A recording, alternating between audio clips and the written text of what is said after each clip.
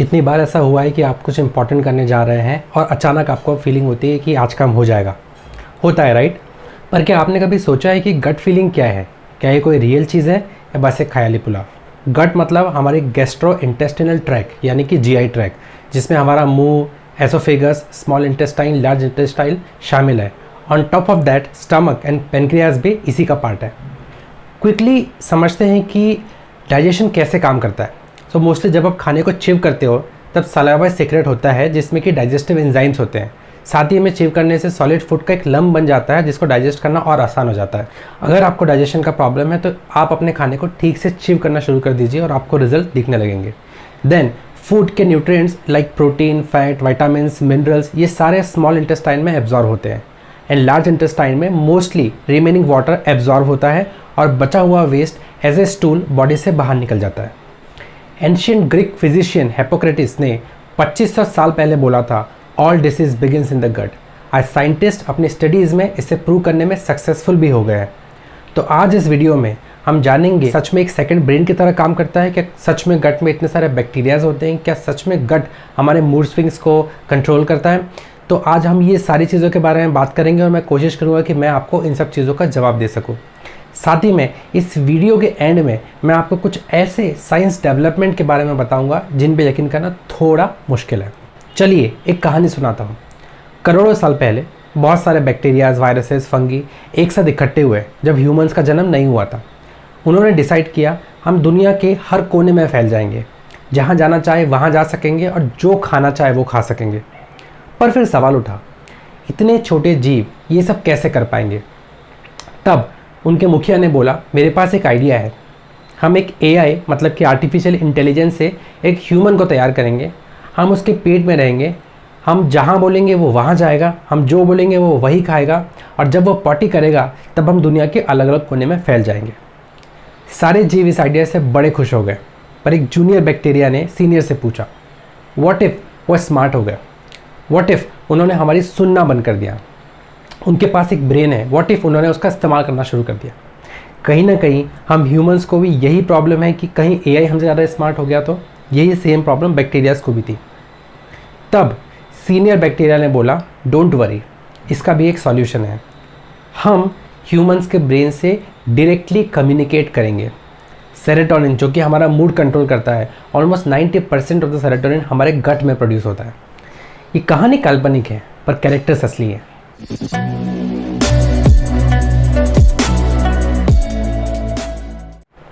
नमस्कार, मेरा नाम गगन ठाकुर है और मैं एक wellness entrepreneur and CPD certified nutritionist हूँ। हमारी बॉडी में स्पेशली गट में 100 trillions plus viruses, bacteria and fungi रहते हैं जिन्होंने अपनी एक कॉलोनी बना रखी है जिसको हम लोग माइक्रोबायोटा या माइक्रोबायोम बोलते हैं। इनफैक्ट उनके पास अपने डीएनए भी हैं। आपको जान के सरप्राइज़ होगा कि हमारी बॉडी में हमसे ज़्यादा जीन्स तो इन बैक्टीरियाज एंड वायरसेस के हैं, मतलब कि हम खुद कम हैं और बैक्टीरिया ज़्यादा।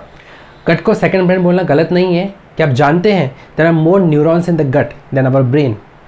अगर आप अपनी बॉडी के सेल्स और बैक्टीरियाज का रेशियो को निकालेंगे तो इट विल बी 1:10। पर ये बैक्टीरिया हमारी बॉडी में आते कहाँ से?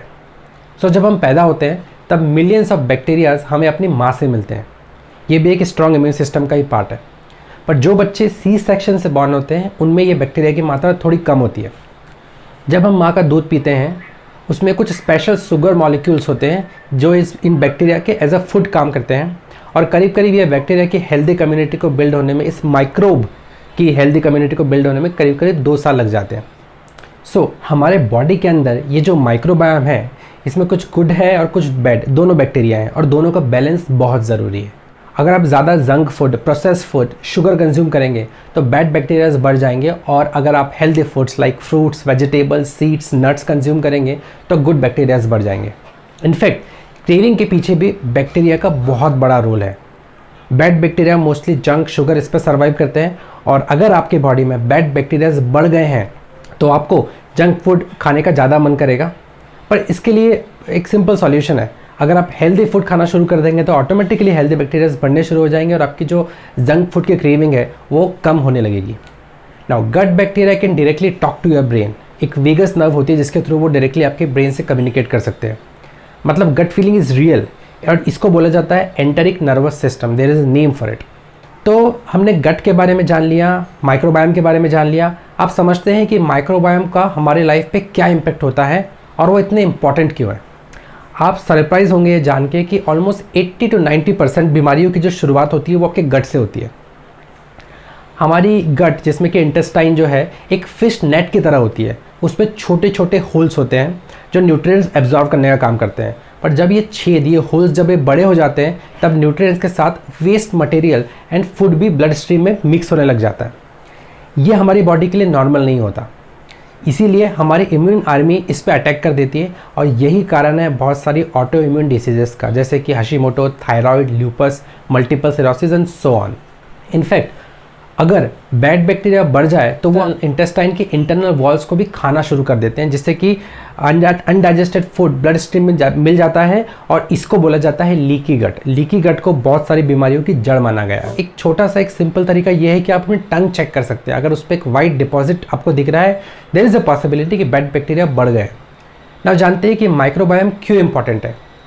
माइक्रोबायोम हमारी बॉडी में हार्मोन्स रेगुलेट करते हैं, हमारा brain function, mood, happiness, sadness, depression, anxiety, इसको कनेक्ट करते हैं।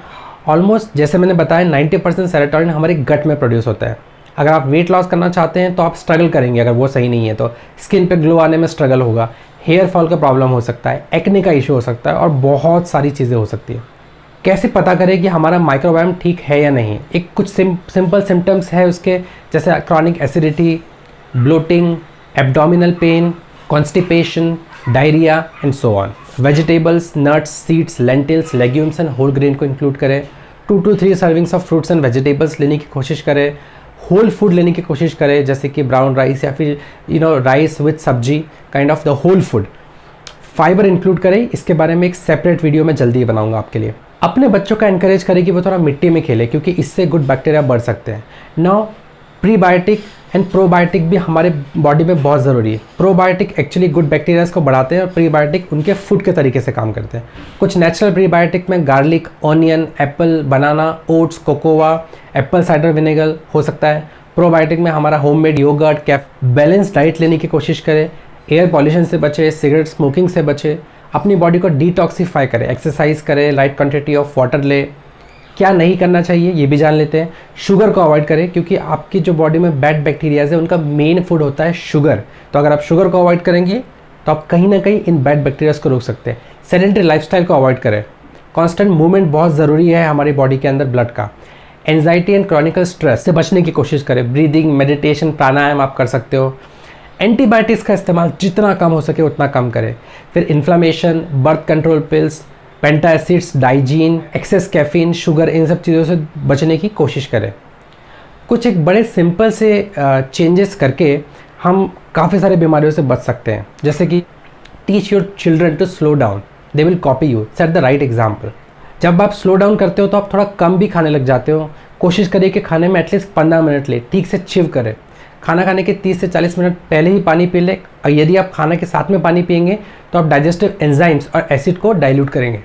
टीवी देखते हुए खाना ना खाएं। खाना खाने के पहले लेमन जूस ले सकते हैं, एप्पल साइडर विनेगर ले सकते हैं 30 मिनट्स पहले, वो एक अच्छे प्रीबायोटिक के रूप में काम करते हैं। आज गट को बहुत सीरियसली लिया जा रहा है, बहुत सारी उसके बारे में स्टडी की जा रही है, और एक कंपनी है जो बहुत ही अमेजिंग काम कर रही है जिसका नाम है Vyom. I am not endorsing them, मैं उनसे कहीं भी एसोसिएटेड नहीं हूँ। ये कंपनी मिस्टर नवीन जैन ने फॉर्म करी है, जो फिलहाल इंडिया में ऑपरेट नहीं करती।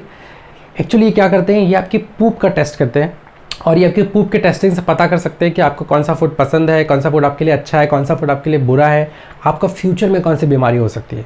One interesting fact, poop transplant is real. जी हाँ, आप पूप भी ट्रांसप्लांट किया जा सकता है। In fact you will be wonder to know this कि पूप की पिल्स भी अवेलेबल है। मैं इस वीडियो के डिस्क्रिप्शन में कुछ दे दूंगा जिसके अंदर मैंने बताया है कि आप गट को कैसे क्लीन कर सकते हो, आप घर पे प्रोबायोटिक कैसे बना सकते हो। आई होप ये वीडियो आपको पसंद आई होगी। Thank you, stay healthy, eat the right food.